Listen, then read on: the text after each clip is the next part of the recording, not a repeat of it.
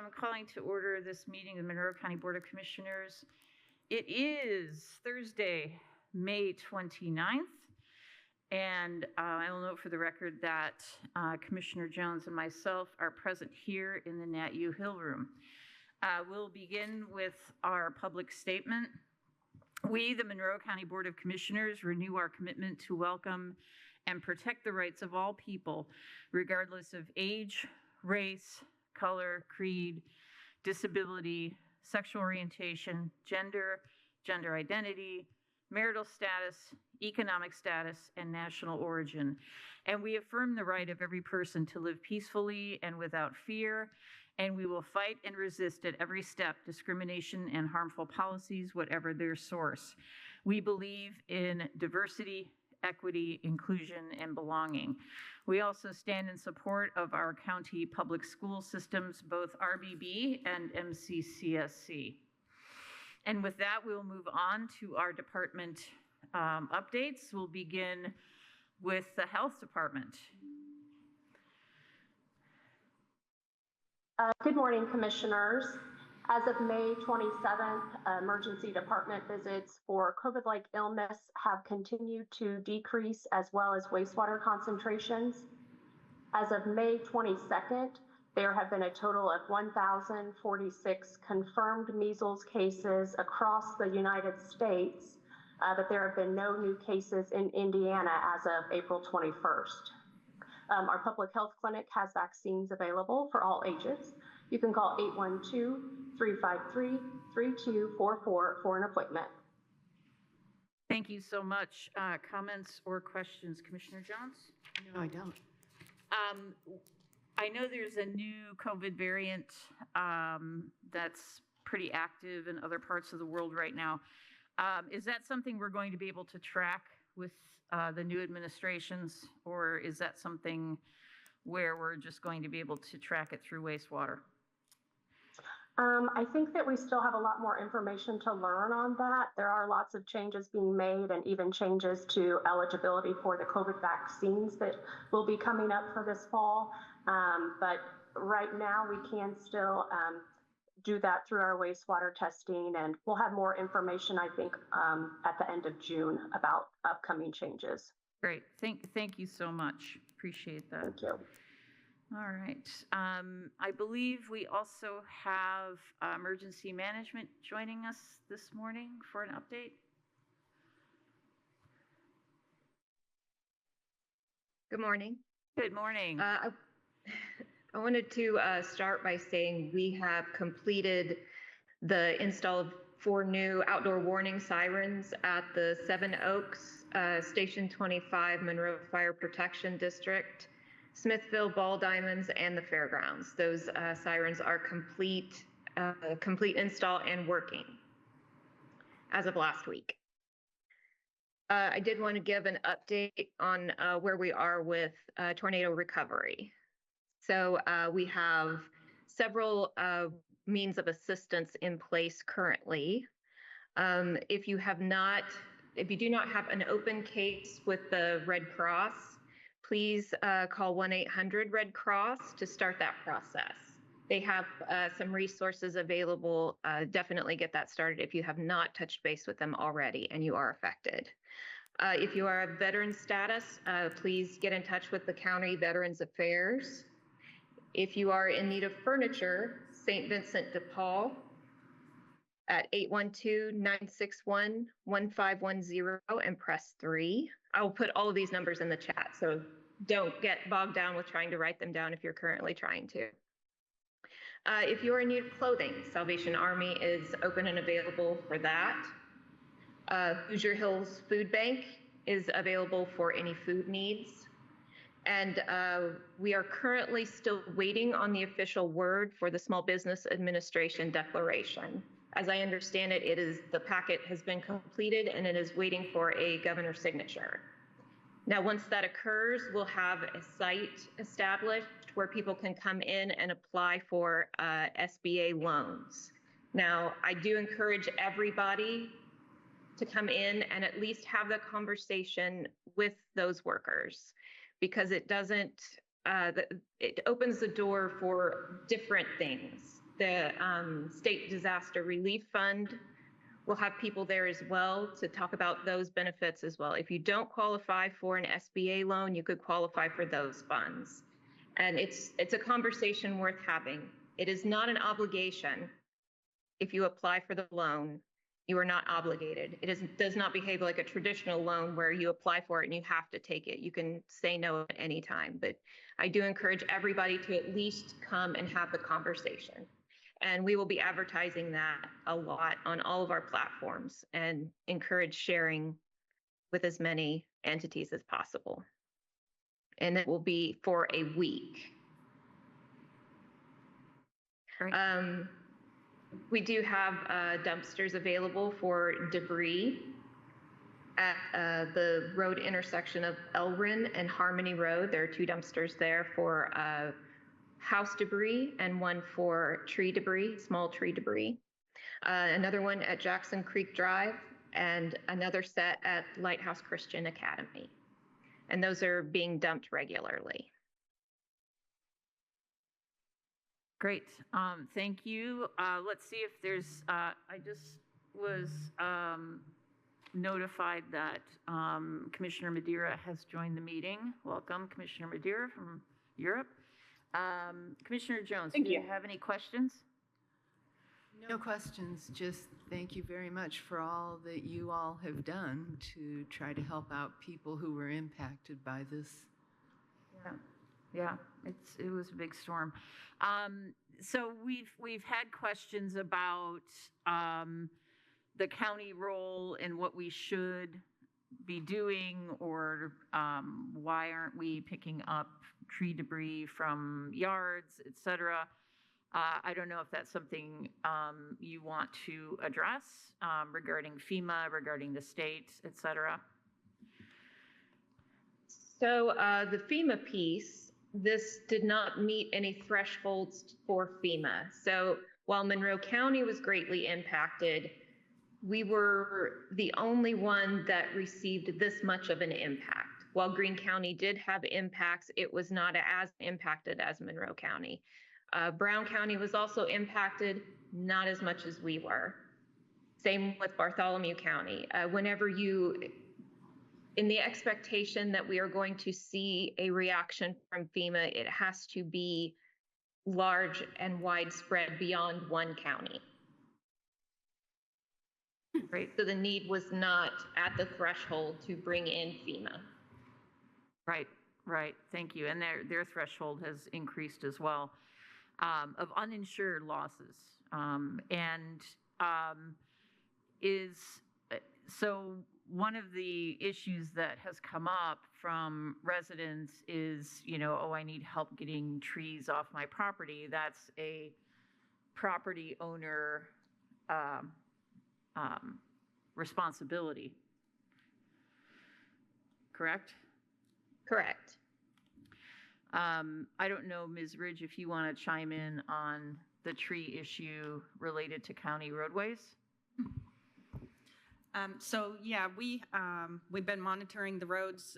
Say Ison Road, we kind of stayed out of the way, but while utilities were trying to get power, telephone service back in place, we are out there today just to make sure that there's nothing within the roadway, and that is our responsibility, to make sure that the roadway is safe for the traveling motorist. We don't enter onto properties, private property, to remove the debris. I know a lot of people are putting debris in subdivisions out into the roadway. It would be our responsibility. We won't be hauling it off. That's an expense to the county. We would be putting it back onto the property out of the roadway. So we just encourage the public not to put their debris, their pieces of their, we've seen furniture and housing and everything, put into the roadway. Again, our responsibility is to maintain the roadway for the traveling motorist. Thank you. Ms. Purdy, did you have anything you wanted to add based on this conversation? I don't think so. I think that it's difficult for our community when they experience this kind of loss, devastation. And there is this hope, I think, that county government can provide an assistance that's not under the county government's umbrella. And ideally, when EMA was talking about, when Jamie was talking about FEMA, that would be what would normally assist homeowners with this kind of devastation. But the requirement, the cost requirement that is involved for FEMA to come into play is so high that this county has not made that level. So it's a difficult time for our community and for our members, and it'd be nice if we could see some maybe of our local people who like to have a skid steer and play with it and chainsaws, if we could work out something to get our own little team going that would just go out there and help some people. But that's just me. Yeah, yeah. Did you have something? Yeah, I think that's a really good, that's a good point you brought up, because in the winter, we keep a list of private contractors for snow removal for property owners. So it would be great if we, were able to put together a contractor list that we could provide to the public. And maybe we can work with emergency management on that. So that way we can at least provide names and people that have equipment that are capable to help the property owners in these types of situations. So that's, I'm glad you mentioned that. Yeah, but us actually organizing it is beyond anything that is a normal scope of our operations, unfortunately. And there is an opportunity through the volunteer network at the City of Bloomington to sign up to assist property owners who request assistance through emergency management. So there are opportunities to help, and of course, there are a lot of. It was a frightening storm. We made it out without any fatalities, thank goodness, and there were some injuries, but it is difficult if you're facing this kind of loss to your home or your business. But there are a lot of folks who have stepped up to help. For example, donating to PALS, which was hit particularly hard. The food bank always needs assistance, but you can help by helping those organizations as well if you can actually physically go out to help. So there's a lot that can be done, and I've seen a lot of great things that neighbors are doing to help neighbors. And it's really inspiring. This is a wonderful community, and we've really all come together in the way that I knew we would, and it's heartwarming. So a big thank you to everyone who's helped out, big or small, after this storm. It's been a real test. I'm sure there are more to come. Commissioner Madeira has joined us. Do you have any questions for Ms. Nibel? No, I don't. I just wanted to say thank you so very much for everything you're doing. And I've been following everything for the last week and a half because I've been out of the county. And I think I would like to see us get more organized in the future as far as a volunteer network, but we're just getting, I think, into the season. And so, thank you to everyone who has helped. Yeah, we do thank you, Ms. Niebel and Mr. Baker with emergency management. I know the Monroe County Fire Protection District did an amazing job immediately after the storm, and then helping provide some statistical information on damage to help with the assessments at emergency management and with the state. So we really appreciate everybody stepping up, and questions can be directed to emergency management. Beyond that, thank you. Thanks so much for being here this morning. All right, any other department updates?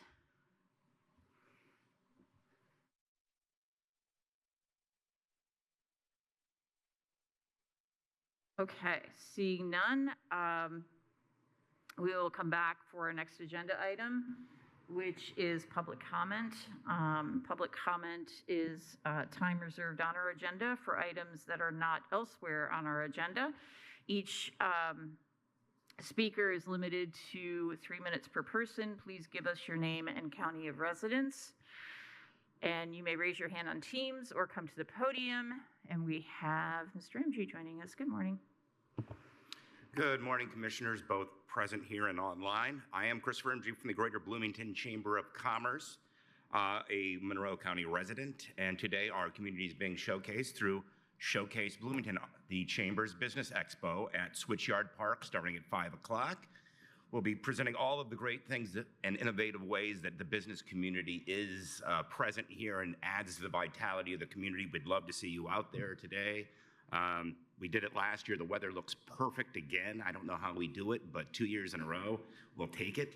The one thing I want to talk about today in my brief time is SB1, this sort of the budget uncertainty there. And I've noted, I think, to one of you that the more of it's explained to me, the less I'm really sure of it. But as we sort of celebrate our community, we sort of need to look at SB1 and what the significant uncertainty we have moving forward. And I think this has a potential to be an opportunity here in the community, despite the revenue shortfalls and these unfunded mandates that the state puts on us, and just to really think about government, not just cuts, but to be creative in the duties and the partnerships involved, not just new buildings, but sort of new partnerships, not just expanding staff, but streamlining roles across departments. The fiscal road ahead is not smooth, but if we navigate this together, I think we can have it. So when you talk about strategic reinvention, we're looking at sort of a pivot point for the community.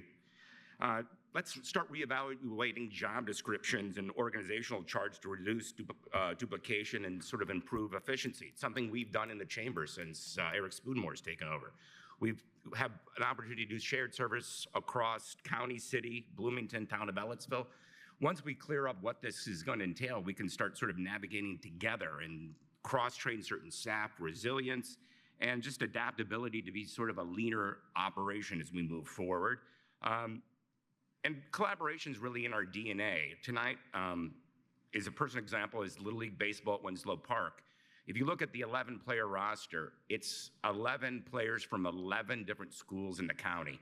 That includes RBB, Lighthouse Christian, Seven Oaks. I mean, the gamut of schools are represented by our team, and they sort of come together not as Cougars, Panthers, or Mustangs, but they come together as a team, which is what the city, the county, and the business community need to do going forward, not work in silos, not work in competition, but really come together. And when we put Monroe County on the map, let's not just what we build, but how we build it. So as we celebrate our community today, at Showcase Bloomington, I'd like to think we're all on the same team moving forward in this difficult climate. I thank you. Thank you, Mr. MG. Appreciate it. Online, we have Maria Douglas. Good morning. Good morning. Thank you for having me. For some reason, I was able to get on my laptop, but not my phone, so I don't know.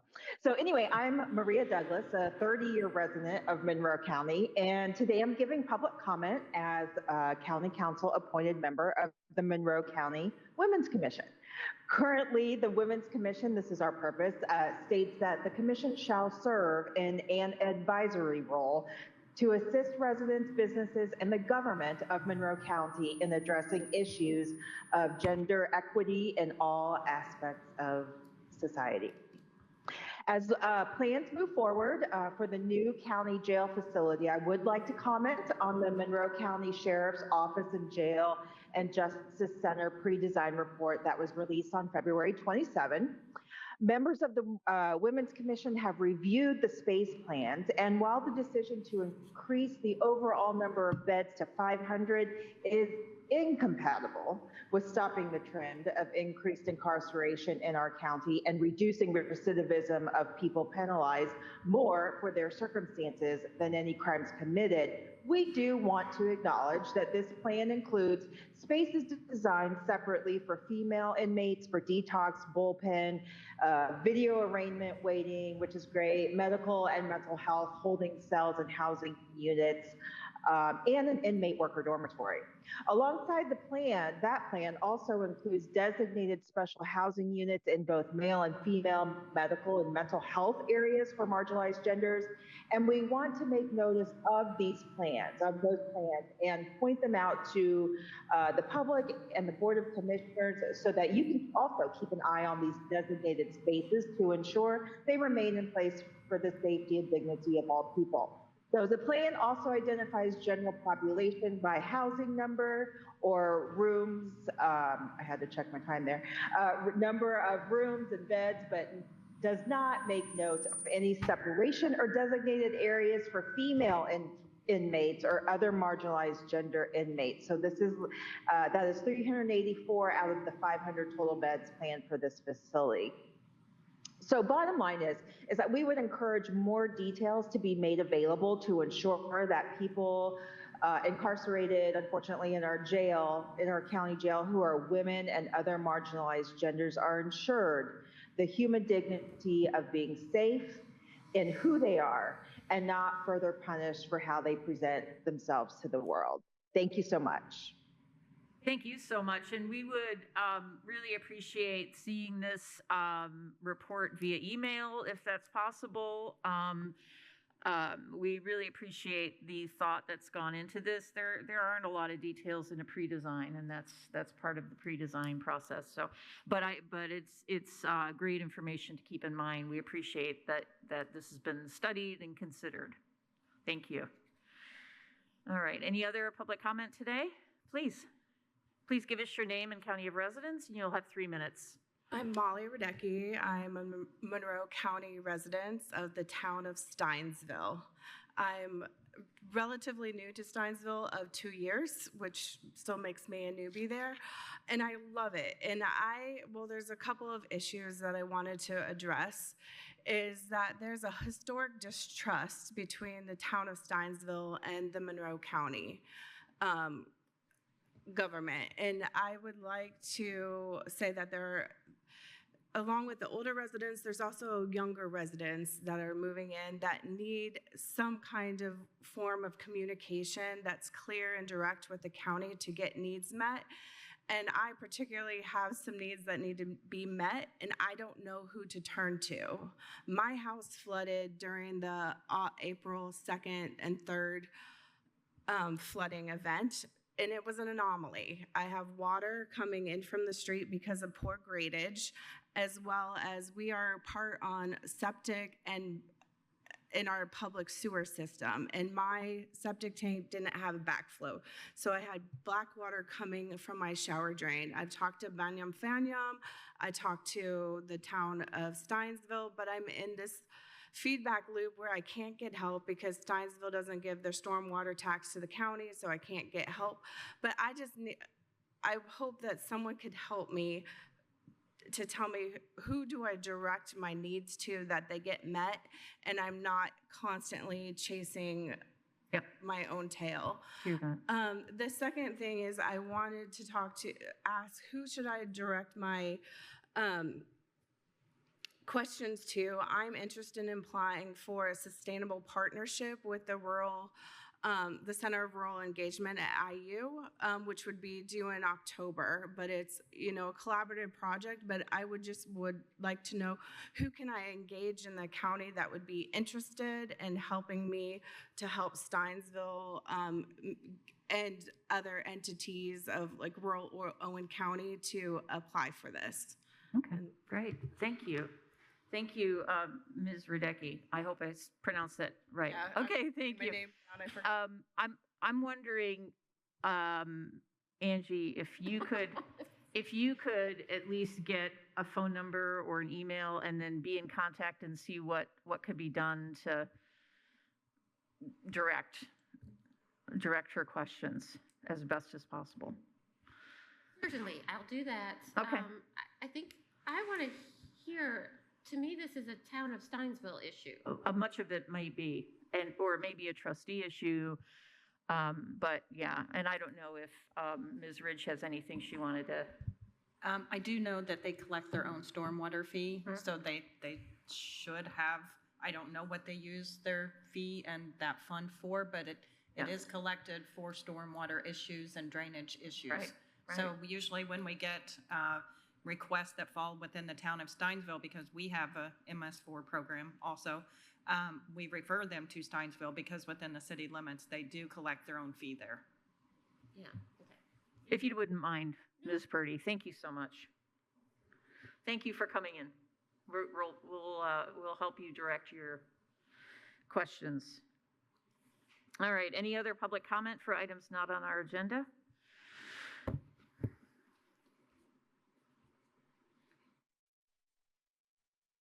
right, seeing none, we'll come back to our next item, please. Move approval of the minutes for May 15th, 2025.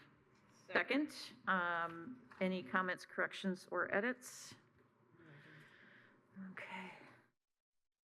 All right, we'll go ahead and Mr. Cockrell, will you please call the roll on the approval of the minutes for May 15th, 2025? And just a reminder to Commissioner Medeiros, you will have to be visible on camera in order to vote. Commissioner Thomas. Yes. Commissioner Jones. Yes. Commissioner Madeira. Yes. Approved 3-0. Thank you, Mr. Cockrell. Next item, please. Move approval of the claims docket, accounts payable May 29th, 2025, and payroll May 30th, 2025. I'll second that. We have our auditor, Ms. Gregory, joining us. Good morning. Good morning, Commissioners. The accounts payable claims docket for today, May 29th, 2025, totals $16,792,063.71. This includes all emergency claims and adjustments. Additionally, the payroll docket for tomorrow, May 30th, 2025, totals $2,266,853.98. That includes direct and indirect costs. Thank you so much. Comments or corrections, Commissioner Jones? No, I don't. Any comments or questions, Commissioner Madeira? I have none. Right. Thank you. I don't have any either. Well, I had one and it got answered very quickly. I appreciate that. So let's see if there's any public comment on this item. You raise your hand on Teams or come to the podium.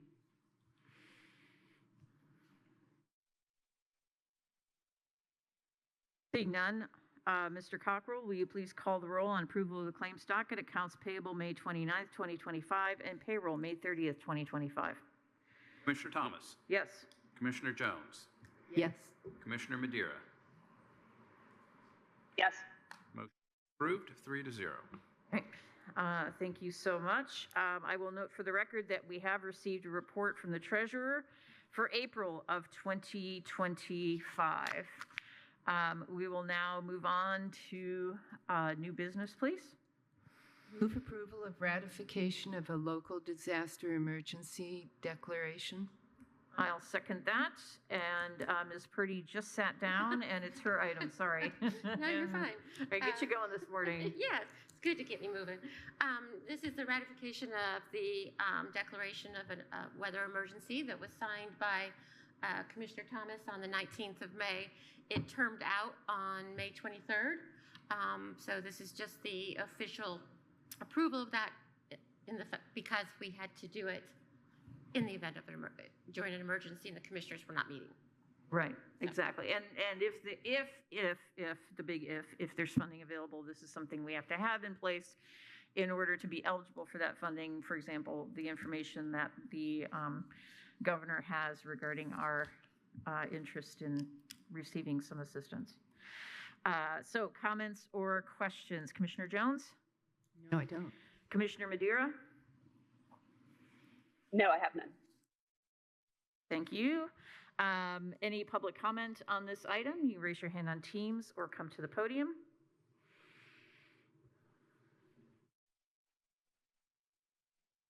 Seeing none, Mr. Cockrell, will you please call the roll on the ratification of local disaster emergency declaration? Commissioner Thomas. Yes. Commissioner Jones. Yes. Commissioner Madeira. Yes. Motion. All right, thank you so much. Next item, please. Move approval of an MOU with Wagner, Irwin, Shealy and Associates, or WIS, Fund name, County General, Fund number 1,000, in an amount not to exceed 28,000. Second that. And Mr. Cockrell, I think you're standing in for Ms. Turner King today on this one. Yes, this is essentially an extension of the agreement that the council has with Wagner, Irwin, and Shealy. They've been using this firm for well over a decade to help them do job description reviews, classification of those job descriptions, and salary recommendations. This is a 2-year agreement, not to exceed 28,000. Right. Thank you so much. Comments or questions? Commissioner Jones? No, I don't. Commissioner Madeira, comments or questions? No. I don't either. I don't have a question, but my comment is that I encourage the council to use this judiciously, as it seems like this money could be used towards salaries for our county employees, and especially if there's sort of standard job descriptions and things. It feels like we have such a catalog of them that we should really only be using this in unusual circumstances. That's just my take on it. I'm not a member of council anymore, so I'll leave it at that. Is there any public comment on this item? You can raise your hand on Teams or come to the podium.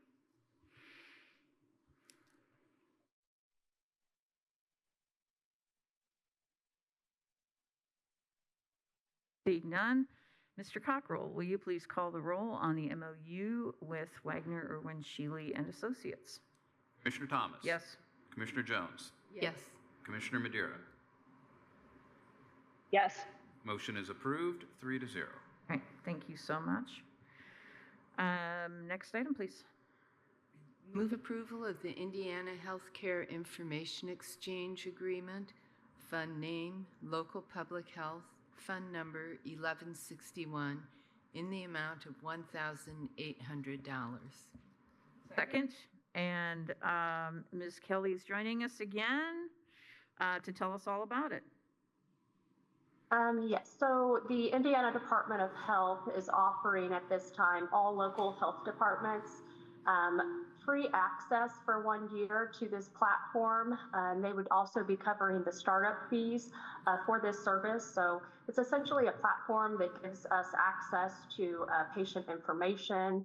So our disease intervention specialists would be using this to be able to more quickly verify medication, past medical history, to kind of reduce some of the time that they are currently spending having to find that information by calling various doctors' offices.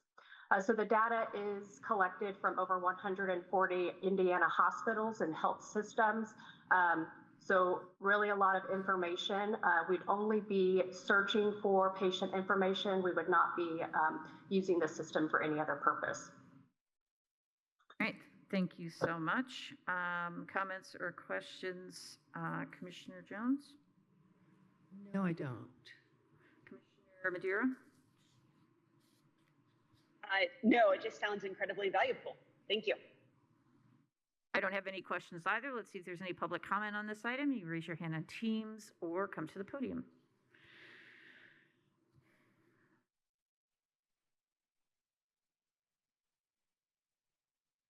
All right, seeing none. Mr. Cockrell, will you please call the roll on the Indiana Healthcare Information Exchange Agreement? Commissioner Thomas? Yes. Commissioner Jones? Yes. Commissioner Madeira? Yes. Motion approved, 3-0. Okay, thank you so much. Next item, please. Move approval of a Surveyor Review Board new appointment. Oh, nope, it's did I? item D.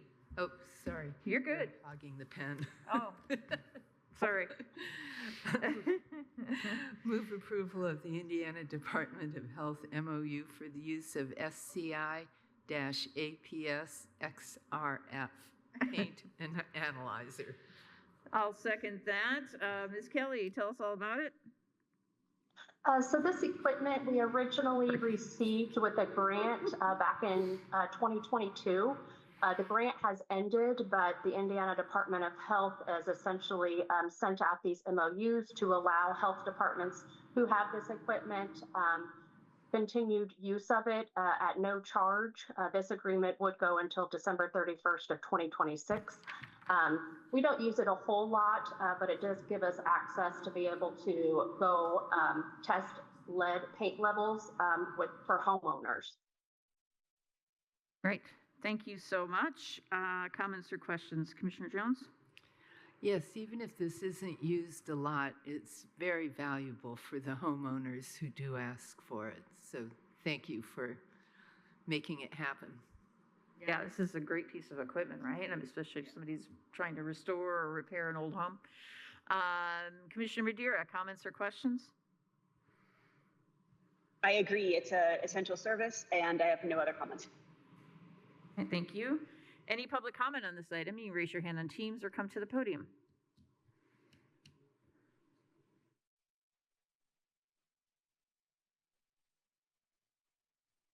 Seeing none, Mr. Cockrell, will you please call the roll on the Indiana Department of Health MOU for use of the SCI APS XRF paint analyzer? Commissioner Thomas. Yes. Commissioner Jones. Yes. Commissioner Madeira. Yes. Motion approved, 3-0. All right, thank you so much. We'll now move on. Thank you, Ms. Kelly. And we'll now move on to the next item, please. And now the Surveyor Review Board new appointment. I'll second that. And Mr. Tron and Wright Randolph, if you could tell us about it, please. Yes, good morning. I was here kind of earlier in the year to appoint our core members. The max is 5 members on the board. This would move us to 4 members. So I won't go in a lengthy presentation. This helps me with my statutory duties of perpetuating the county, and this is the board that approves those monument records. Mr. Gwynn is a resident of the county. One good contribution he'll be providing to the board is he works more in the rural area. So we have a nice group of folks that work kind of more in like a dense city environment, and then now this will add another one kind of into our rural environment. And it's fun. That gives us 4 professional licensed surveyors that get to make quasi-judicial decisions, and I need to bring consensus and get them to approve monuments. So also one other notable point is this is paid out of our corner fund. So that's a non-reverting dedicated fund, so it will be sustainable to add that new member. And that would be it. And I'm asking for your approval today. Thank you. Thank you. Comments or questions, Commissioner Jones? No, I'm just glad that the board is getting closer to full. Yeah. Commissioner Madeira, comments or questions? I have none. I don't have any either. Let's see if there's any public comment on this item. You can raise your hand on Teams or come to the podium.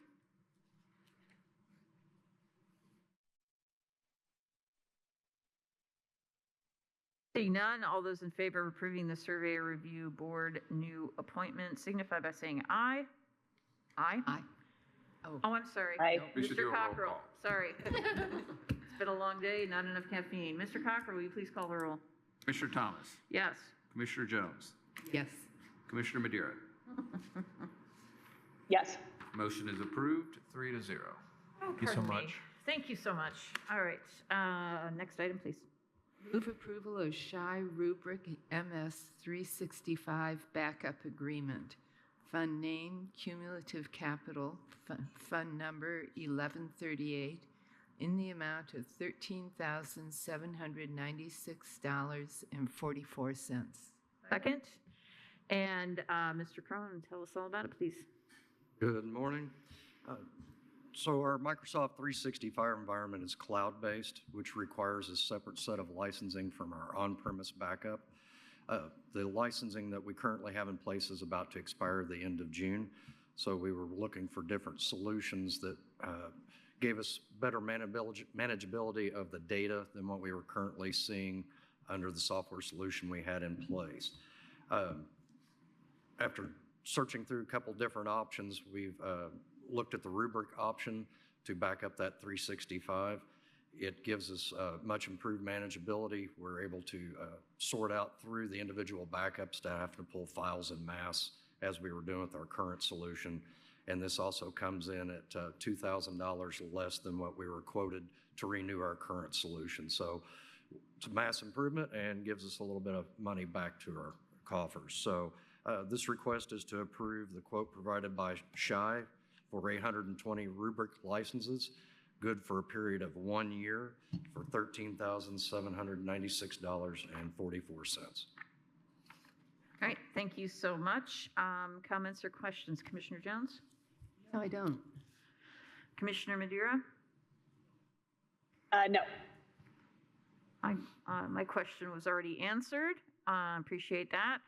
And let's see if there's any public comment on this item. You can raise your hand on Teams or come to the podium.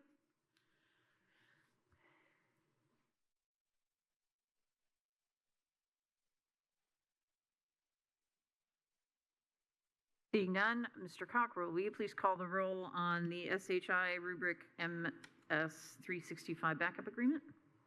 Commissioner Thomas, Yes. Commissioner Jones, Yes. Commissioner Madeira. Yes. Motion approved, 3-0. All right, thank you so much. Thank you. Next item, please. Move approval of the service agreement for courtroom 212 audio system retooling. Fund name 2023 GO Bond. Fund number 4817 in the amount of $39,892.12.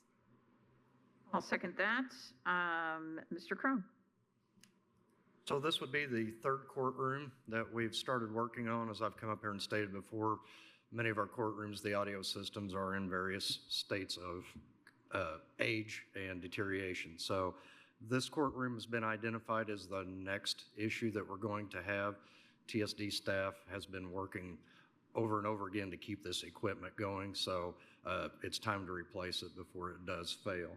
So this is through the same company. Forte was AVI. They've just recently changed their name. So that's why you see the difference in what's put on the summary versus what's on the quote there. Same company. So this is the same group that we've been working with who's currently completing courtroom 313 this morning. So. Okay. Excellent. Thank you so much. Comments or questions, Commissioner Jones? Yes, every time we seem to ask, is this equipment that can move to the new location? Absolutely, yes. Absolutely. Keep asking. Yes. And just so everyone's aware, we're going to hit the pause button. We're at a stable point right now once we complete this courtroom. The pricing for these components has changed, obviously, since we originally allocated funds for that. And since we are in that stable position, I don't want to do any more until we have some glaring problems that we need to address for fear of coming up short on funds. Absolutely, makes sense. Commissioner Madeira, comments or questions? None. I shared Commissioner Jones's question, and thank you for answering that. I don't have any other questions. Any public comment on this item? You can raise your hand on Teams or come to the podium.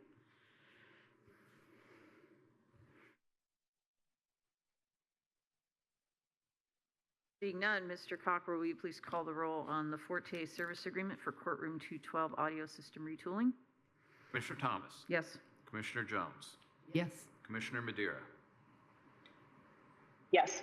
Motion is approved, 3-0. Thank you so much. Thank you very much. Thank you. Next item, please. Move to approve ordinance 2025-15, an amendment to the Monroe County Code in Health. Second, Mr. Cockrell. Yes, this has got some changes from our current. Namely, we removed the future family health clinic language. There are 3 new categories for sewage disposals. Sewage holding tank construction initial operation permit is $250. Sewage holding tank biannual operation permit is $350, and certified soil test or minimum specification certifications is $50. It reduced the amount for the septic installer test and company registration from $150 to $75. The remaining of it is it's just kind of clarifications, Yeah. changing things from from 5 months to less than 6 months and things like that. So it's really just cleaning it up. Yeah, yeah, I agree. Comments or questions? Commissioner Jones? No, I don't. Commissioner Madeira? No. Yeah, this is something we saw at was discussed at a health board meeting, and it really is going to help make things clear. All right, appreciate the work on this. Let's see if there's any public comment on this item. You can raise your hand on Teams or come to the podium.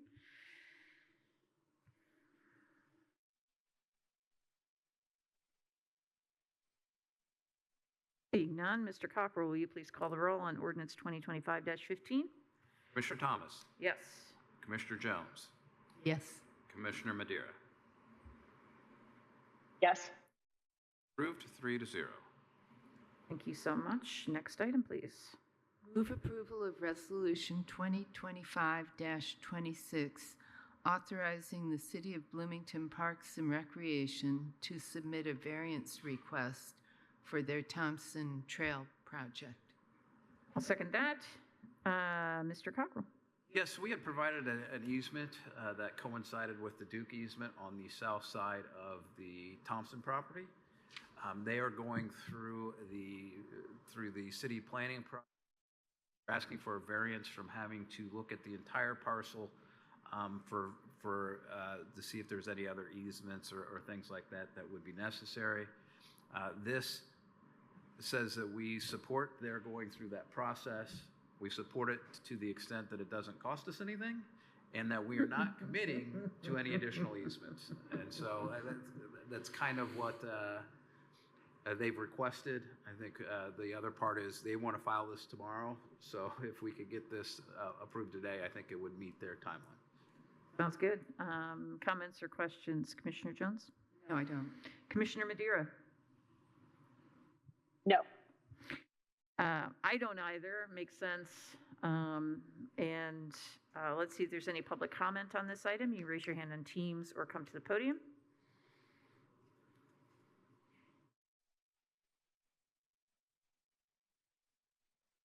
All right, seeing none. Mr. Cockrell, will you please call the roll on Resolution 2025-26?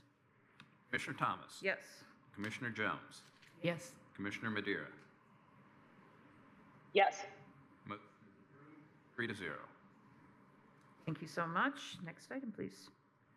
Move to approve the amendment of 2024 opioid settlement community service grants. Fund names, opioid restricted and opioid unrestricted. Fund numbers 1237 and 1238. I'll second that. And there's no amount because there's no amount of money involved. It's just a matter of time. Mr. Cockrell, will you address this? Yes, there's no amount because there's no change in amount, right? So these are already approved MOUs.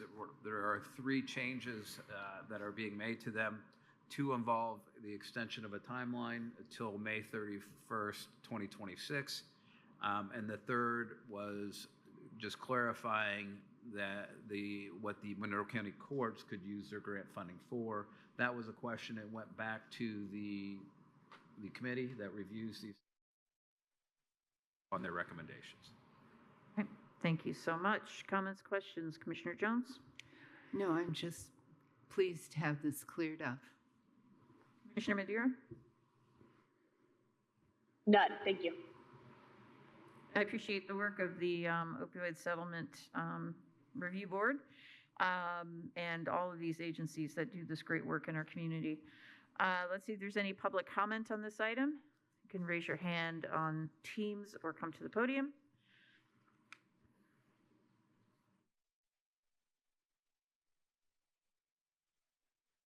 Seeing none, Mr. Cockrell, will you please call the roll on amending 2024 opioid settlement community service grants?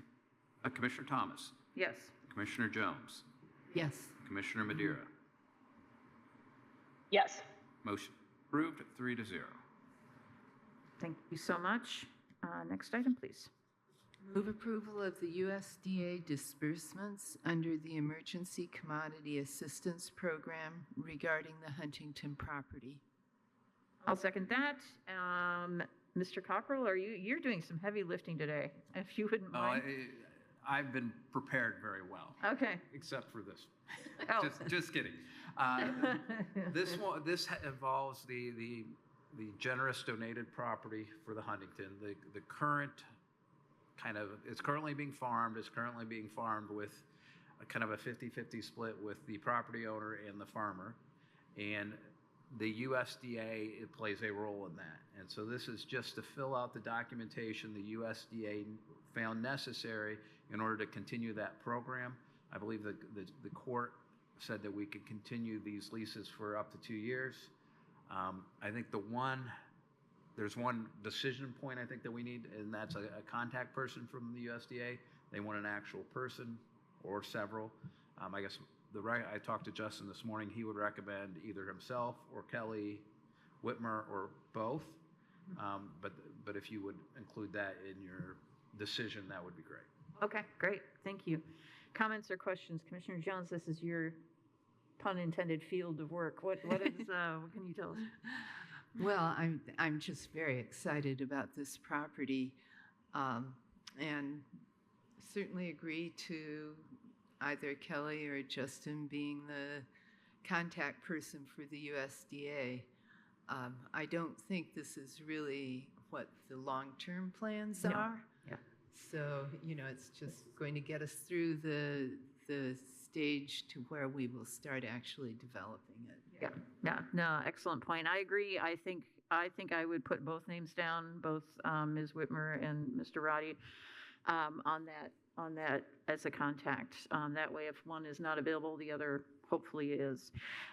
Commissioner Madeira, any questions or any thoughts on the contact name?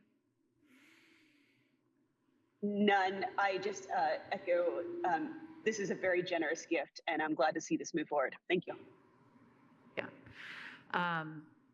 And yeah, it's a really generous, generous gift to everyone in Monroe County. Yeah. It's not a gift to county government. It's a gift to all the residents of Monroe County.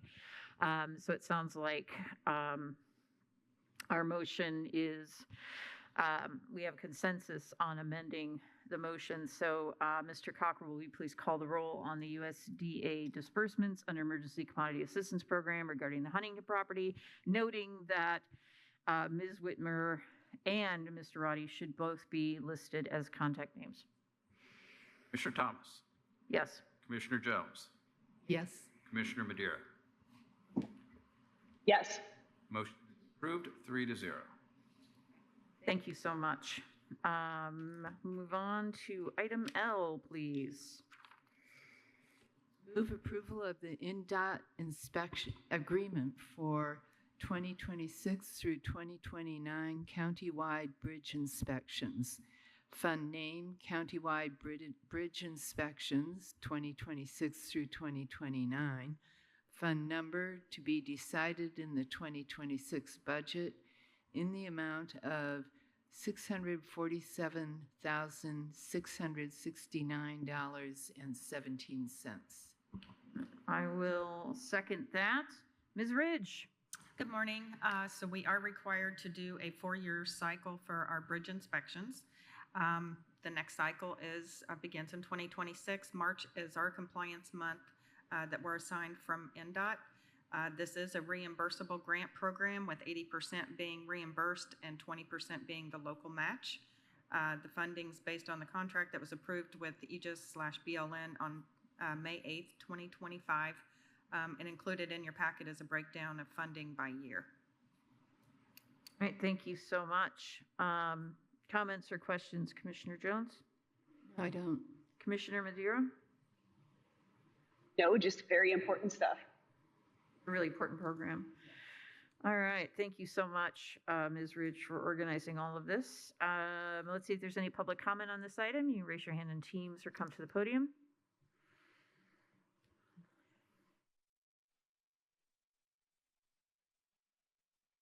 Seeing none, Mr. Cockrell, will you please call the roll on NDOT agreement for 2026 through 2029 countywide bridge inspections? Commissioner Thomas. Yes. Commissioner Jones. Yes. Commissioner Madeira. Yes. Motion is approved, 3-0. Thank you so much. Thank you. All right. We'll now move on to the next item, please. Move approval of ordinance 2025-13, North Park PUD outline amendment number 7. I'll second that. Ms. Crecelius is joining us. Good morning. Good morning. Okay, if all's going well, I am sharing screen. So this is a proposed amendment number 7 to North Park Planned Unit Development. The petition site is 46 parcels for a total of 470 acres. This is spread across Bloomington and Richland townships, and they are all currently zoned North Park PUD. Here on the screen is just the zoning map of the area. Everywhere in gray is currently zoned North Park or another adjacent PUD. So some of the roadways are also zoned PUD, etc. So on screen is a map showing the ownership of the properties that are included within this request. The petitioner is Logan Land Development LLC. They are proposing to significantly alter the current North Park PUD ordinance. The petitioner's representative is Trevor Traphagen of MKSK Studios, which is a planning, urban design, and architectural firm. There are 11 landowners included within the petition site. That includes the petitioner, Logan Land Development, and also Monroe County Board of Commissioners and the Quarry Park property.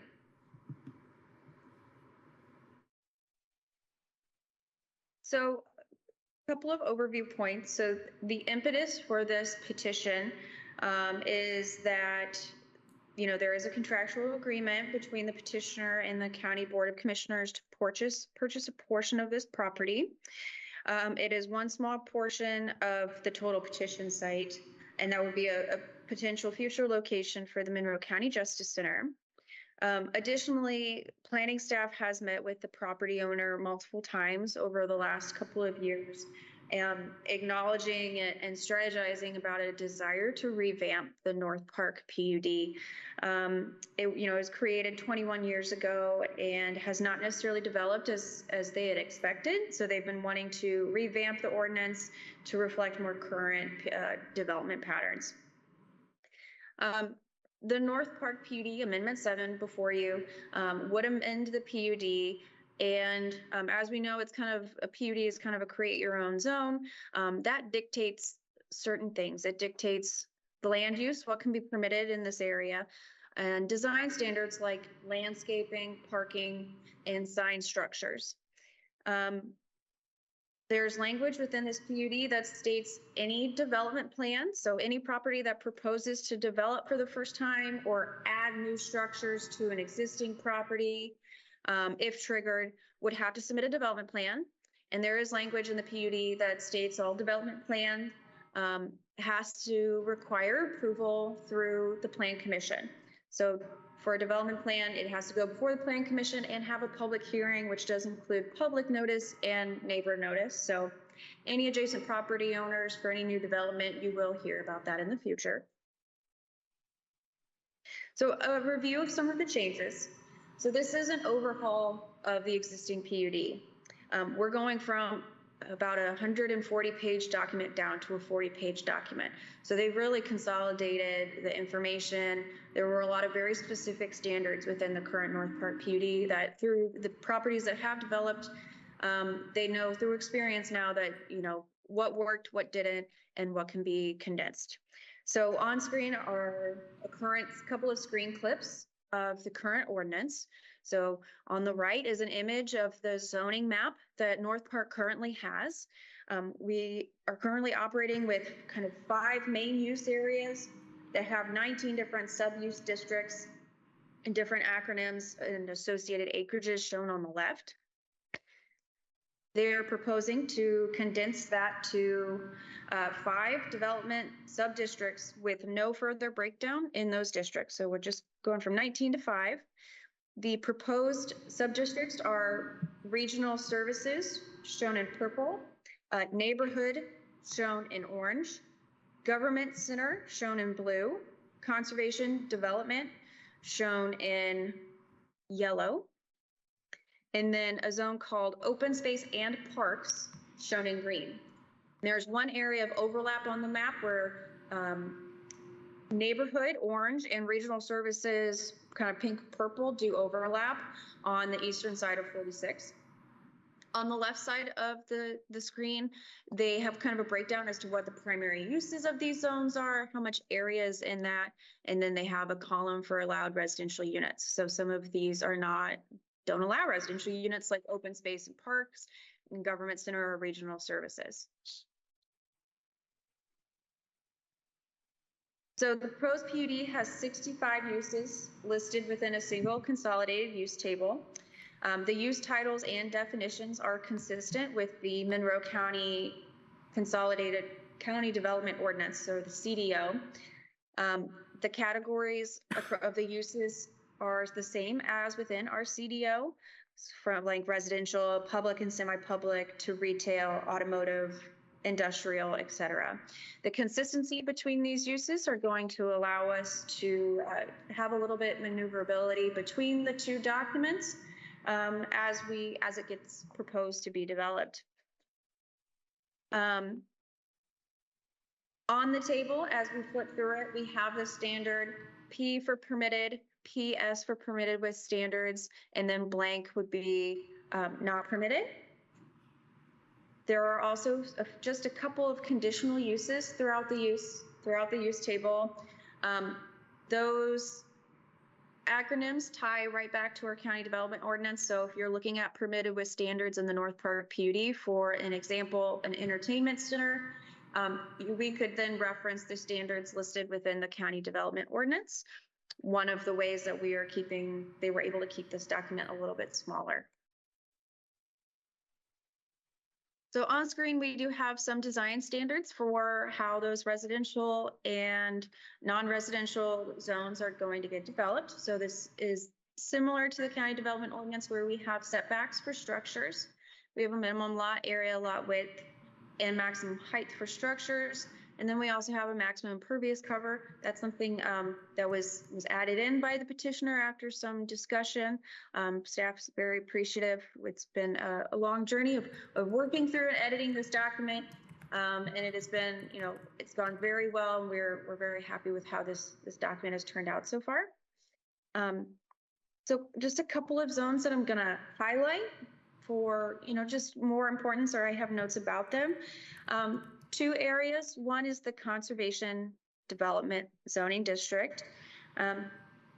This is unique because it's a sub-district. It's intended for single-family residential homes, but it is kind of specifically allowed to be developed in what's referred to as a conservation subdivision design. So it has a very small minimum lot size, and that is because there are standards with this that states that with the first proposed development within this region, that they have to provide an open space plan that would,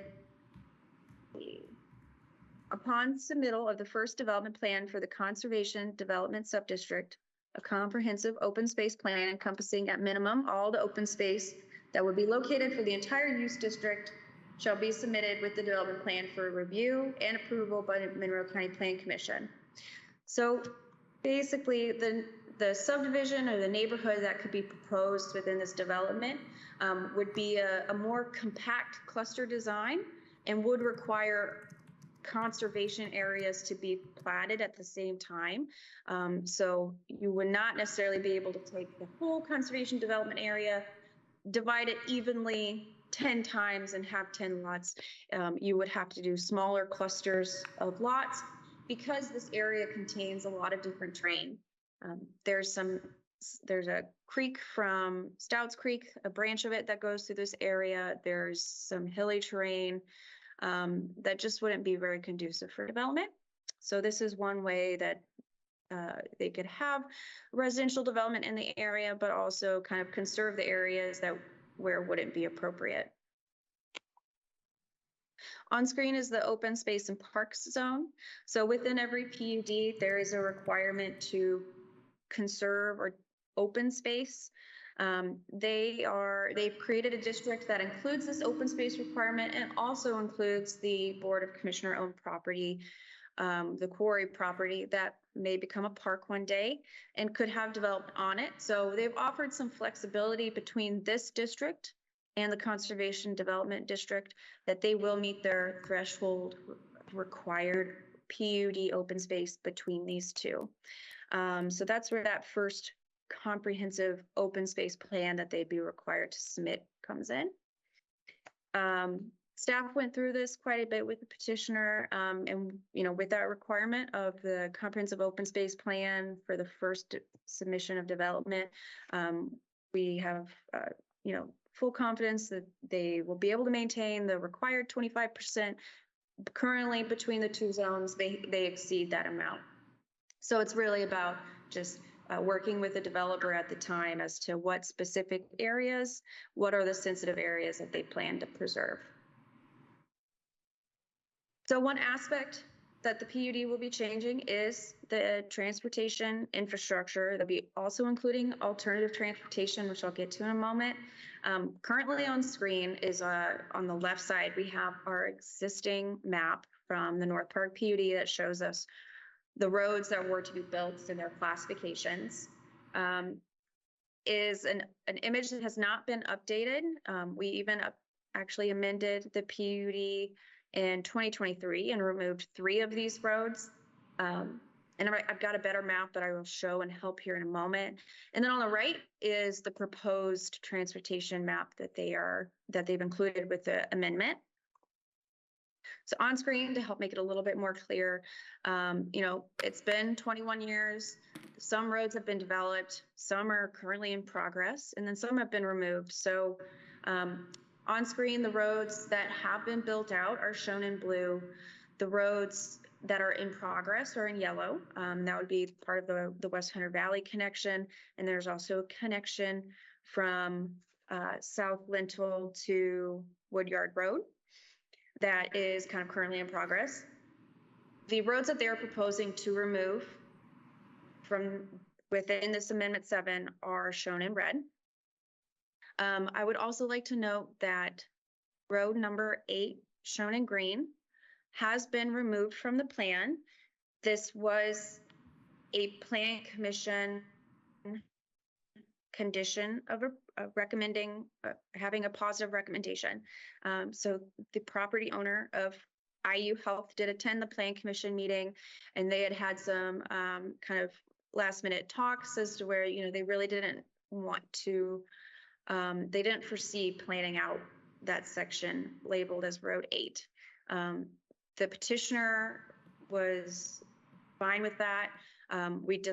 Planning staff discussed with the highway department. They see no huge need to have that road connection 8. So number 8, that requirement has been stricken from the proposed amendment ordinance before you. And then I did just want to point out road number 14 to be removed. This is the same area as the conservation development zone that I discussed, where it has a lot of variable terrain. So this map just kind of highlights where this road was supposed to go. And then you can see 2 different branches of Stouts Creek and kind of that variable terrain that we were mentioning that they would have to have a civil engineer design around in the future. So overall, staff is supportive of this road being removed from the plan. It would be simply a connection from North Stone Branch Drive up to an existing road stub off of West State Road 46.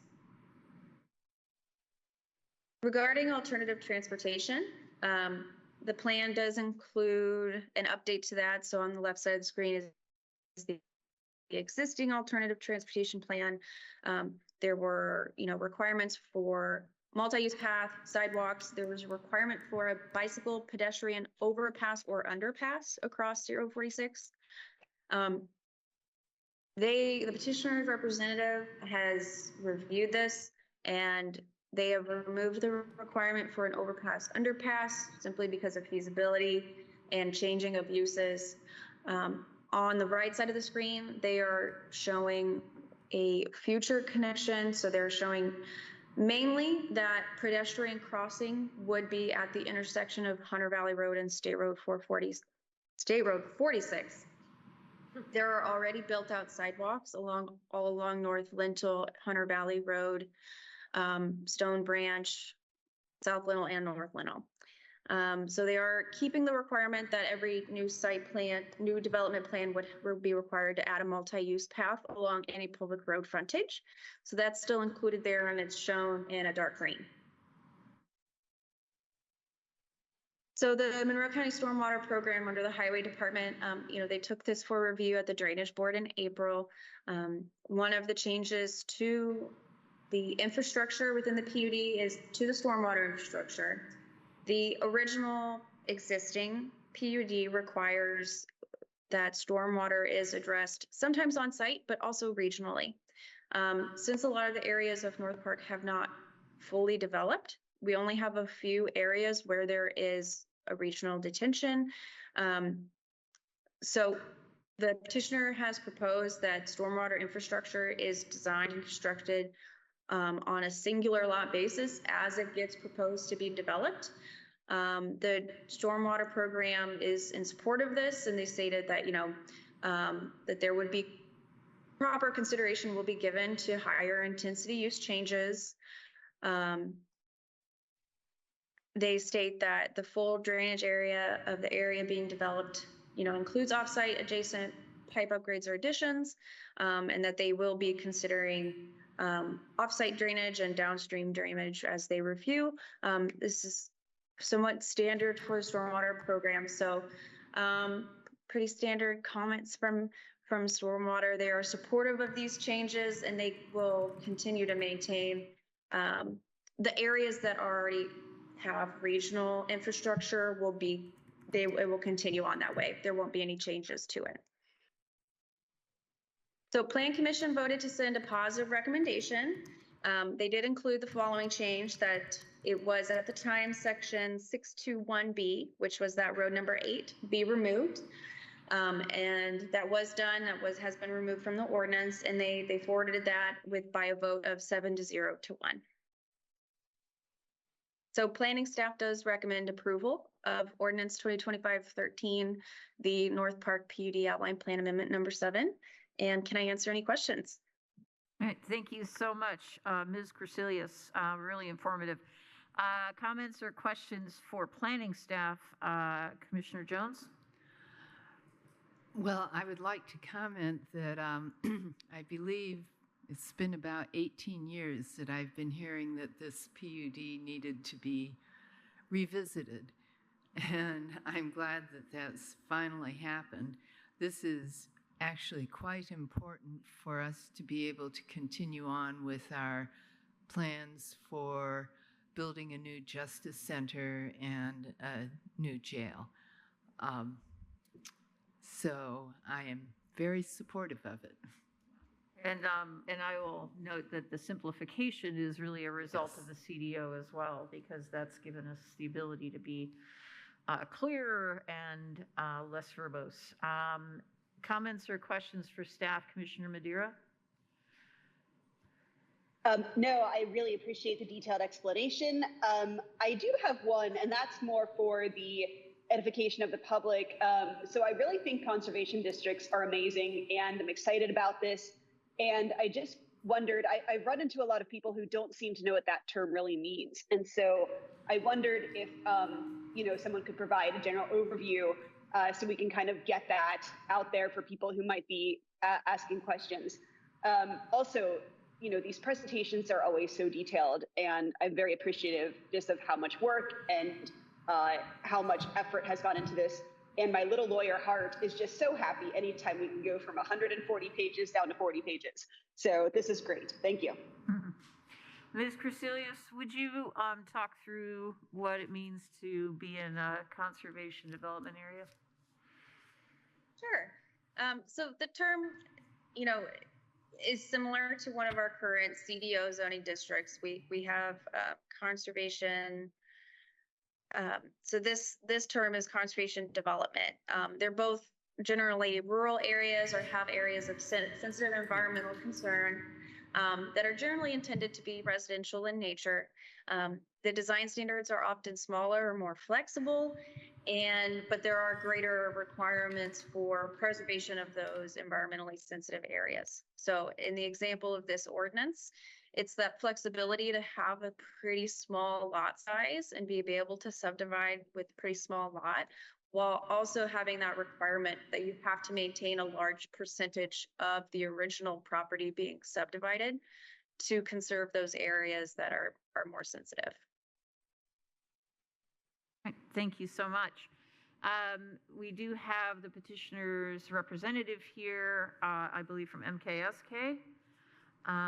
You have up to 15 minutes, but you don't need to use all that, I'm sure, because we've received a very good review. Absolutely. Good morning, everyone. Thank you for your time, commissioners. My name is Trevor Trophagen. I'm with MKSK. We were representing Logan Land Company for this application. With Ann's very detailed explanation, I'll keep this short. We entered into this process really with three goals. One, to obviously change the land use and designations to allow the county to do what they intend to do with the Justice Center, and then additionally make it easier for the county staff to implement and understand the document. As Ann pointed out, it was very complex. There were a lot of sub-districts, things like that, just kind of muddied the waters when reviews occurred.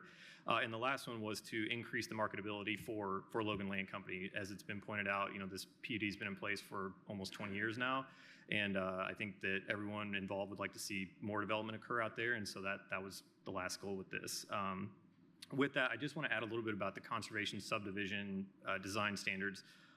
Ms. Cerlius was correct. The goal is to allow for smaller lot sizes in exchange for preserving at least 50% of the total area of that conservation development. So with the topography and other natural features that are out there, we felt that that was a good way to allow for some development to occur while at the same time requiring that a significant portion would remain undisturbed, basically. Mm-hmm. And so with that, I'm happy to answer any additional questions, but just wanted to provide a little additional oversight. Thank you. Thank you so much. We appreciate you being here. Comments or questions? Commissioner Jones?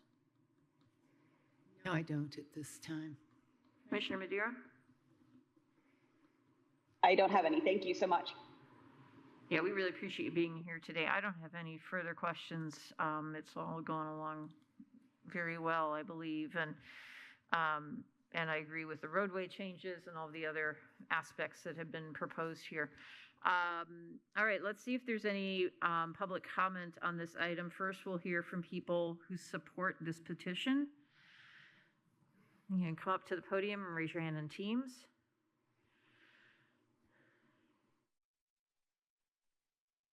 Does anyone wish to speak in opposition to this petition? You'll have 3 minutes at the podium. Please give your name and county of residence. And there'll be a timer clock visible to you on the screen. It looks like we have somebody coming. There will be, TSD, can you make sure that the timer clock is visible on the screen? Thank you.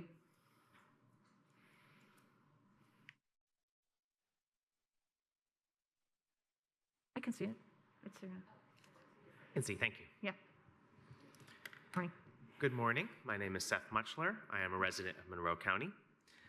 So I understand that this PUD revision contains many components and reaches far beyond its utility for the criminal legal system. I'm not going to be commenting today on the other components of this revision, just to that pertains to the proposed new jail. I did want to give a brief content warning. At the beginning of my comment, I will be reading from a New York Times article that does discuss the death of a pedestrian struck by a vehicle. This is from the New York Times article that was released on May 12th, When Getting Out of Jail Means a Deadly Walk Home. Rebecca Yamarillo stepped out of the Santa Fe jail and into the cold one night in January 2021.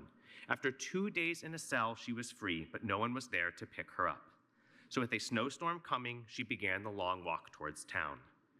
The jail in Santa Fe, surrounded by barbed wire and tumbleweed, sits on a remote stretch of highway far from the city's bustling plaza and historic churches. It is nearly 2 miles down the highway to the closest gas station, 3 miles to where a sidewalk starts, and 8 miles to the nearest homeless shelter. Miss Yamarillo, 33, made it only about a mile from the jail that night before she was hit by a sheriff's deputy driving a police pickup truck at 57 miles per hour. Her body was thrown more than 100 feet, and she was pronounced dead at the scene. Miss Yamarillo is one of several people who have died trying to make it home from the Santa Fe jail on foot in recent years. It is a walk that has been far more deadly than previously reported. 5 people have been fatally struck shortly after being released over the past decade, 4 of them since March 2020. So the article continues, and I will send each of you a full copy for you to review on your own time. I know that our situation and that in Santa Fe are not identical. I'm not trying to compare apples to oranges. And I recognize that the Santa Fe case is a more egregious one than the proposed site for the Monroe County's new jail. But that said, there are similarities. The North Park site sits 3.6 miles from where we are today in the heart of downtown. My Maps app claims that is a 1 hour and 21-minute walk. And if you wanted to avoid walking on State Road 46, that would extend that to 1 hour and 51 minutes, which would still include a lengthy walk on West Vernal Pike, heavily trafficked road. I recognize that this board has stated your plan to include public transit as part of this plan, but we have to admit the reality that you cannot compel people to use public transit, and the reality is people simply will be walking home from this site, often in the dark. It's worth noting that the Santa Fe jail is not co-located with their courts and their related offices, so this would only be exacerbated by the fact that we're not just talking about people going to and from jail, but from court, from daily reporting, from meeting with their prosecutor or public defender. And even if we had a satellite office for things like daily reporting, which largely defeats the purpose of co-location, our facility will have a much higher number. I know I'm out of time, I'll wrap up really quickly. We need to keep in mind the undue burden for those who might be able to not safely travel to and from, but also who might need to go to and from work, even if they have transportation. The North Park location is, simply put, not an acceptable location for a jail, our courts, and their related offices. I ask you to please vote no on amending the North Park PUD and reconsider other locations for the Monroe County Justice Center, including giving serious consideration to renovation of the existing facility. Thank you for your service and for your time. Thank you. Does anyone else have a comment on this item in opposition to this petition? Does anyone have any general public comment? Any final thoughts, Commissioner Jones? No, as I said, I do support this. I think it's important in several different ways. Commissioner Madeira, any final comments? No final comments. Thank you. All right, thank you so much. With that, I'm going to ask Mr. Cockrell if he would please go ahead and call the roll on ordinance 2025-13. Commissioner Thomas. Yes. Commissioner Jones. Yes. Commissioner Madeira. Yes. Motion approved, 3-0. All right, thank you so much. We're going to have time. Thank you. All right. We don't have any appointments today. I will run through the announcements really quickly. Again, a big thank you to everyone in our community who stepped up to volunteer to help. I do want to take a second to thank John Baton, our GIS coordinator, because he put together an amazing storm damage GIS map. You can go to our website and see it. Very cool. And I appreciate that innovation. Again, for those of you who are experiencing storm damage or someone close to you is, storm damage can be reported at 211. If you need assistance, call 1-800-RED Cross. Furniture needs, St. Vincent de Paul, 812-961-1510, extension 3. Salvation Army for clothing. Hoosier Hills Food Bank will help with food needs, and veterans are encouraged to call the Veteran Service Office for Monroe County here at 812-349-2658. And again, we thank everyone for all their hard work. The commissioners have office hours 6 different times a month.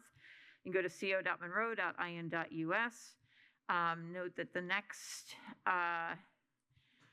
Monroe County Commissioners Blood Drive will be at Ivy Tech on Thursday, June 5th from 1 p.m. to 6 p.m. That is in rooms C130A and B.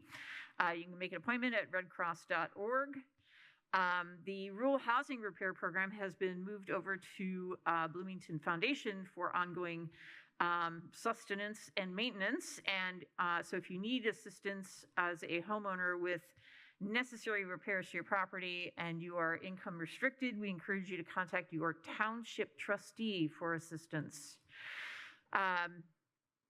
Please remember, especially after the storms, to sign up for our resident alert system. Again, co.monroe.in.us, click on the megaphone on the home screen and sign up so that you receive weather notifications, emergency notifications in a timely manner. Our next meeting is Thursday, June 5th, right here in the Nat U Hill Room at 10 a.m. We do have 2 items for our work session.